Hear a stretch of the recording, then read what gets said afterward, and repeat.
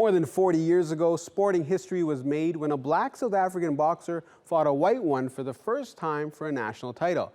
Before non-apartheid boxing was allowed, both races would have their own champions. The rise and fall of a flamboyant black boxer who was jailed for murder inspired a successful musical in 1959. Now it's back on stage in South Africa. King Kong, bigger than Cape Town. King Kong, harder than gold. Ezekiel Dlamini, known as King Kong, was South Africa's so-called non-European heavyweight champion. 60 years ago, his dramatic life and tragic end were portrayed in a musical. Now this classic South African jazz opera is being presented in a new edition, King Kong, Legend of a Boxer. My character, Ezekiel Dlamini, who is King Kong,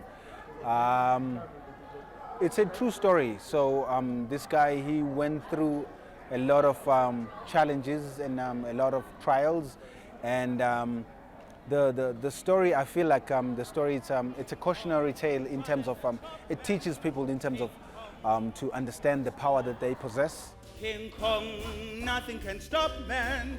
That's me, I'm him, King Kong. He was the greatest boxer. He wanted to be the greatest boxer in the world.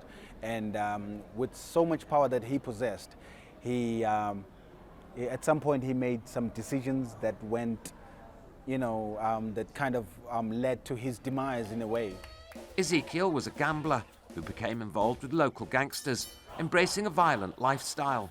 After a quarrel, he killed his girlfriend and was sentenced to 14 years of hard labour. Soon after, he drowned in a prison reservoir in what was believed to have been suicide.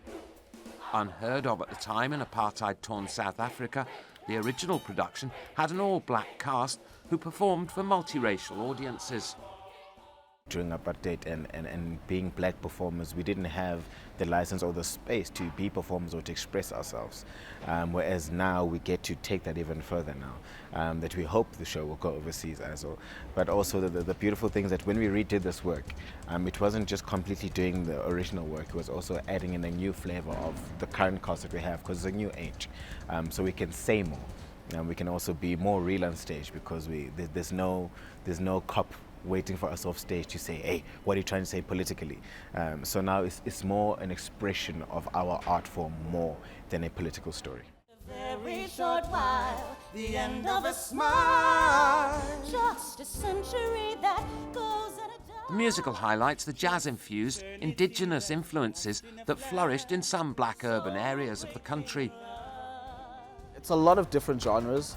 We've got Marabi music in the show, we've got Kwela music, we've got Sapphire Town jazz, we've got African choral, South African choral in this music, and we've even got a little bit of Mbaqanga, so it's quite a spread of genres.